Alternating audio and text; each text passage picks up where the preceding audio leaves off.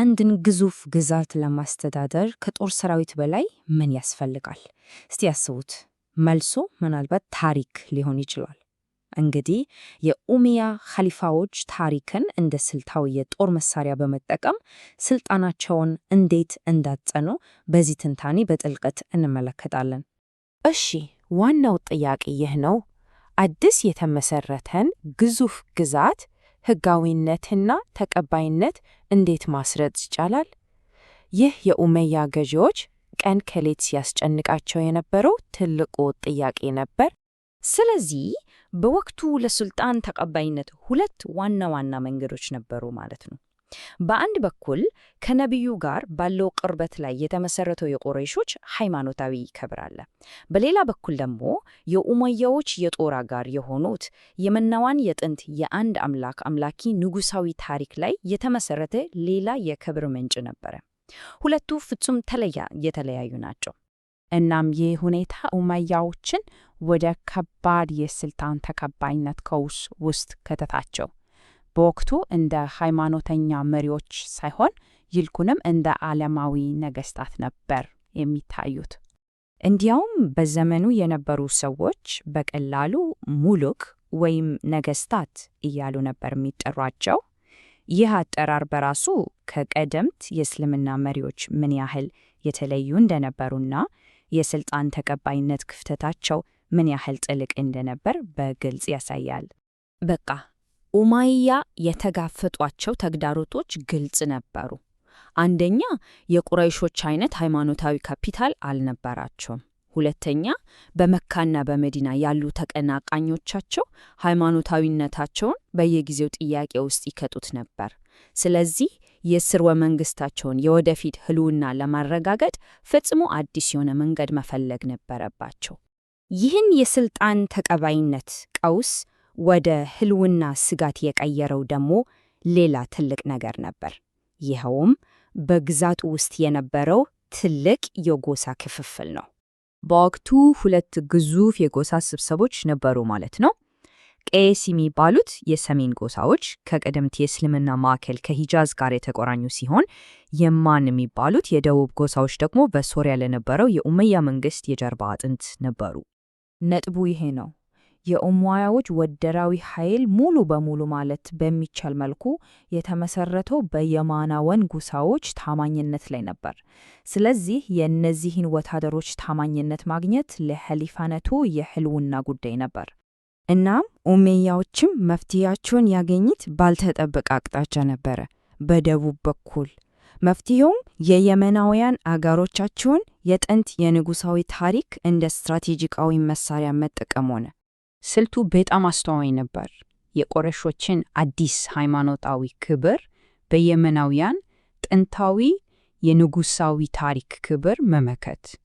ይህ በጣም የተራቀቀ የታሪክ ምላሽ ነበረ ማለት እንችላለን።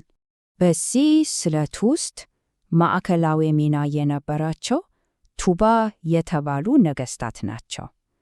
ቱባ ማለት በየመን የነበረው የሂምያር ስርወ መንግስት የአንድ አምላክ አምላኪ የነበሩ የጥንት ነገሥታት መጠሪያ ሲሆን፣ አቡ ከሪብ አስዓድ አንዱ ታዋቂ ምሳሌ ነው። ሌላው ወሳኝ ጥንሰ ሐሳብ ደግሞ ሙከሪብ የሚለው የጥንት ንጉሳዊ ማዕረግ ነው።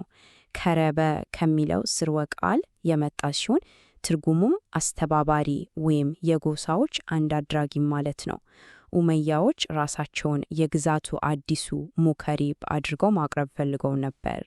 እሺ፣ እስቲ አሁን ደግሞ ይህ አስተሳሰብ እንዴት ወደ መንግስታዊ ፖሊሲ እንደተቀየረን መልክት። ታሪክን እንዴት ነው የጦር መሳሪያ ያደርጉት? እንግዲህ በሮበርት ሆይላንድ ጥናት መሰረት ኡመያዎች ወህብ ኢብን ሙነቢህ የተባለ ታሪክ ጸሐፊን በመደገፍ የሂምያርን ገድሎች እንዲመዘገብ አድርጓሉ። ይህ የመናውያን ሰለጠኔ እንደነበሩ ለማሳየት የተነደፈ ትልቅ ፖለቲካዊ ፕሮጀክት ነበር። በአዚዝ አልአዝመ ጥናት እንደተመለከተው ደግሞ የኡመያ ቤተ መንግስት ገጣሚያን ኸሊፋዎችን ከጥንት የየመን ነገሥታት ጋር በማነጻጸር ፍጹማዊ ስልጣናቸውን ህጋዊ ለማድረግ ያለማቋረጥ ይሞክሩ ነበር። በኤርፋን ሸሂድ ጥናት መሰረት ደግሞ የሂሜር ነገስታት ወደ ይሁድነት መለወጣቸው በጣም ወሳኝ ነጥብ ነበር። ይህም ከእስልምና መምጣት በፊት ለደቡብ አረቦች የራሳቸውን ቅዱስ ታሪክ ፈጥሮላቸዋል። ይህ ደግሞ የኡመያዎችን ትርክት በእጅጉ አጠናክሮታል። ሲድኒ ግሪፊት እንደሚሉት ደግሞ ኡመያት የእስራኤልያት ታሪኮችን ተጠቅመዋል። እነዚህም የአይሁድ አረብ ነገስታት የቃልና የጽሑፍ ትውፊቶች ሲሆኑ ከተቀናቃኞቻቸው የይገባኛል ጥያቄ ውጭ የሆነ ቀጣይነት ያለው መለኮታዊ ንግስና መስመር እንዳላቸው ለማሳየት አስችሏቸዋል። ይህንን ታሪካዊ ትርክት ወደ ፖሊሲ የቀየሩበት መንገድ በሶስት ቀላል ደረጃዎች ሊታይ ይችላል። አንደኛ፣ የታሪክ ጸሐፊዎቹን ደገፉ። ሁለተኛ፣ ዲዋን የተባለ ማህደር አቋቋሙ። እና ሶስተኛ፣ ታሪክ ዋጋ እንዲኖረው አደረጉ። ዲዋን ማለት በመሰረቱ የወታደራዊ መዝገብ ነበር። የከበረ የየመን የዘር ግንድ እንዳላቸው የሚያረጋግጡ ወታደሮች ከፍተኛ ደሞዝና የተሻለ ማዕረግ እንዲያገኙ ያደርግ ነበር። በዚህ መንገድ ታሪክን በቀጥታ ከገንዘብና ከፖለቲካዊ ጥቅም ጋር አቆራኙት። በመጨረሻም ይህ ስልት ለምን ስኬታማ እንደነበር እንመልከት። አንድን ግዛት ያለፈ ታሪክን በመጠቀም እንዴት ማጽናት ቻሉ? ይህ ሰንጠረዥ ስልጡኑን እንዴት እንዳናጠሩ በግልጽ ያሳያል። ለምሳሌ የወታደራዊ ታማኝነትን ለማግኘት ዕላማ ያደረጉት የየመን ሰራዊትን ነበር። የተጠቀሙበት የታሪክ መወከሻ ደግሞ የጥንት የቃህታኒ አባቶቻቸውን ገድል ነበር። በተመሳሳይ ሃይማኖታዊ ስልጣናቸውን ለማረጋገጥ ከቁረይሽ ወገን ያልሆኑ አረቦችን ዕላማ በማድረግ የቱባ ነገስታትን እንደ ቀደምት የአንድ አምላክ አምላኪዎች አድርገው አቅርበዋል። ለእያንዳንዱ ችግር የተለየ የታሪክ መፍትሄ ነበራቸው ማለት ነው። ስለዚህ ይህ ተራ ተረት መተረክ አልነበረም።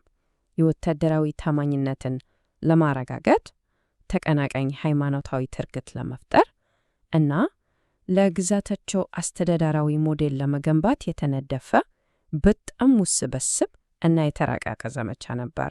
ይህም ወደ መጨረሻው ጥያቄ ያደርሰናል።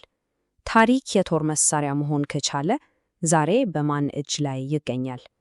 ይህ ለሁሉም ሰው ሊያስብበት የሚገባ ጥያቄ ነው።